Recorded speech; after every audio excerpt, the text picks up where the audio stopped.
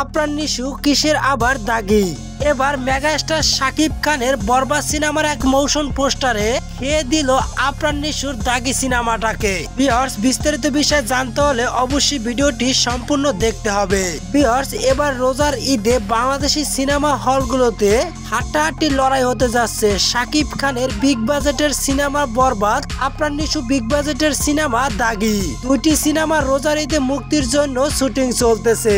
সবচেয়ে মজার বিষয় হলো দাগি এবং বরবাদ দুটি অ্যাকশন ধার্মিক সিনেমা। তবে প্রযোজনা প্রতিষ্ঠানের পক্ষ থেকে দাগির একটি টিজ প্রকাশ করায় হিমশিম খেয়ে যায় সাকিবিয়ান তথা সাকিব ভক্তরা।